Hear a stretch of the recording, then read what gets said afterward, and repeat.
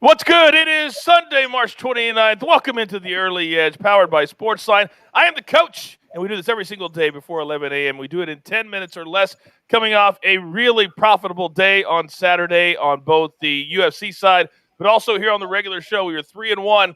Syracuse, they were all that stood in our way between that 14 parlay coming through, but still 3-1. We'll take that every single day. Today, we've got a very special episode for you. Let's bring in Mike Capper.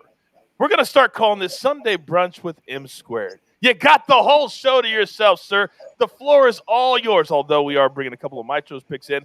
But how do you feel about being the star of your own show? It feels good, and Sunday Brunch is an appropriate title. Got a big mix of sports today. I've got the F1 race on in the background. We've got NASCAR on dirt today, NBA, March Madness. It is definitely a Sunday fun day, and the sun is shining today. It's a beautiful thing. You know, as I was shaving my head this morning, I had Netflix on. I'm watching the F1 series right now that just came out, which I think is one of the best things on Netflix. All right, Mikey, let's jump right in. Storylines that could affect the betting lines. A short slate in the NBA today, but there's some fairly important guys that could or could not play. What do you got? Yeah, definitely some news to consider here in this short slate. Damian Lillard going to be the biggest piece here. He is questionable to play against Toronto tonight. We saw him sit in the last game, and McCollum had a big game. They ended up having that win. They welcomed Norman Powell to the rotation. It's going to be interesting for a few reasons, not only just him sitting and not playing, but what's it going to look like with that three-headed monster with all three of those guards active.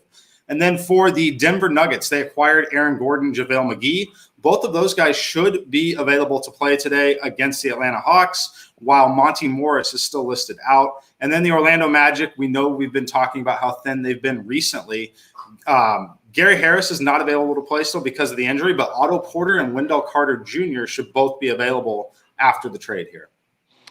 Don't forget, coming up Monday and or Tuesday here on the show, we're going to be looking at some futures and how they could be affected with all the different trades that have gone on, specifically in Brooklyn with the Nets, with Blake Griffin and with LaMarcus Aldridge. All right, let's jump right into it. It is time for our picks for our show. And real quick, if you're not playing in our Perfect Parlay contest, why not? All you got to do is go to our YouTube page, leave a best bet. If one of our cappers is perfect on that show, then you are eligible to win a year-long subscription and follow us at SportsLine. So we're going to pick, once again, all four plays today in basketball, the second part of the Sweet 16. And we're going to start, and these are two from the site, and also the Maestro is on these as well. Gonzaga laying a big number, 13.5. But before you go, oh, coach, 13.5, understand this. Creighton, 0-6 against the spread in its last 6 NCAA tournament games as an underdog.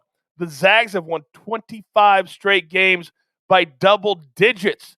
Think about that. They weren't even that impressive, and they beat Oklahoma by 16 points. We're taking the Zags, and we're laying the 13.5. Game number 2, Alabama, minus 6.5 over UCLA. Now, UCLA has made us a lot of money through the first week of the NCAA tournament. They've already played 3 games, but this is where the run stops for the Bruins. I talk about Alabama, 96 points, against a very tough Maryland team. And they didn't even play that good offense. They go, they run and gun. They're difficult to stay up with. And I just don't think Larry and the show, SportsLine doesn't think that UCLA has the firepower to stay with Alabama for 40 minutes. So we're laying the 6.5, and we're taking the Tide. All right, M Squared, you know the drill. Give it to me. All right, Coach, we're going to start with the Michigan-Florida State game. This is one that I bet early in the week at -3. It has come down to -2. However, I do not agree with the market and the movement that we've seen here. I'm going to trust the models. That's the reason why I build them. That's the reason why I use them. There's no reason to go away from them at this point.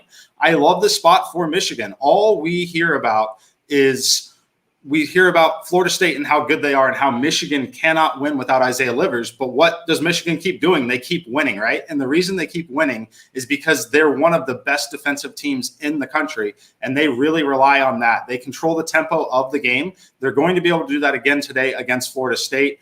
I make this game minus 4.7 in my simulations. I still have it at that number at this point. Again, do not agree with the market moving to -2. So I personally have added more to it. I have almost 2 units of my own on this game now because of the line movement. I love it at -2. I think it's one of the strongest plays of the day. Second play, USC and Oregon, Pac-12 matchup here.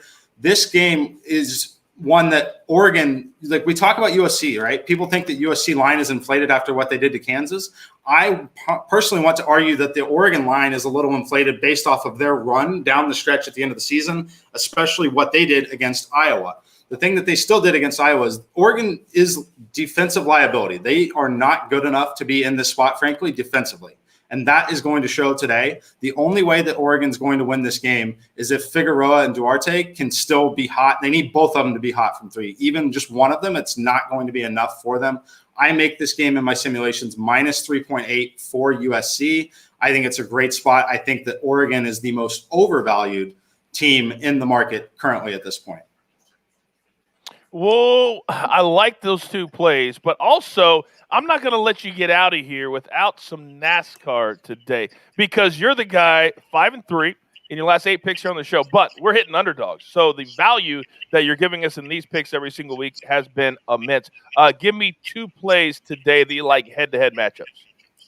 All right, Coach, we're going to start with Chiefs dog of the day. That's going to be Christopher Bell plus 160 against Kyle Larson. These are the 2 best drivers in the field in this format when it comes to dirt racing on a short track. Both of these guys grew up doing that, as did many of the drivers in NASCAR, but these 2 really, really excelled on short tracks and on dirt. And when you're giving them plus 160 on any of them, you have to simply take the underdog here. I like Christopher Bell. We've seen a really strong performance from him so far this season, and that's because he's finally been elevated into the equipment that really he needs to have to compete at the highest level here. So these 2 guys actually have a common link when they grew up racing here. In 2013, as Kyle Larson kind of moved up and graduated a bit, Chief was freaking out in the background. Sorry about that, guys. That's all right. That's all right. He goes nuts for the dog of the day.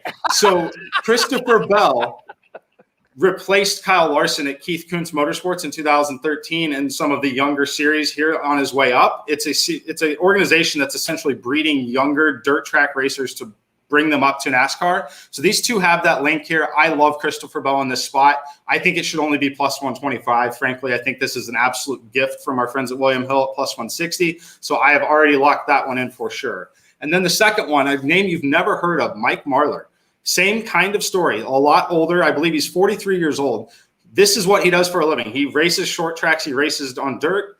He is someone like this is his Super Bowl, right? Like you have certain events like Knoxville Nationals. You have big events in that world. We haven't seen a dirt race on an actual NASCAR track in this series for 50 years. Obviously hasn't happened in his lifetime. This is his absolute Super Bowl. While for Kurt Busch, this is maybe simply just another distraction, right? It's one event. It's a standalone event in the series or in the season. So I love Marlar here plus 140 against Kurt Busch. I know it feels weird because he has absolutely no name value to the common fan, but I love this play as well at plus 140. Here at the show, everybody knows that we preach education and entertainment. This is where we educate. Don't just go into your NASCAR plays at William Hill or whatever book it is that you use and go, I'm going to take Harvick, Hamlin, because you got to understand what the race is, and it's so different this week. Listen to Mikey, understand what we're doing, and don't just blindly play the names that you know. Okay, we're up against it. Let's grab your paper, grab your pencil. Here is the recap. Thank you, Jeweler. M squared is on Michigan minus a 2.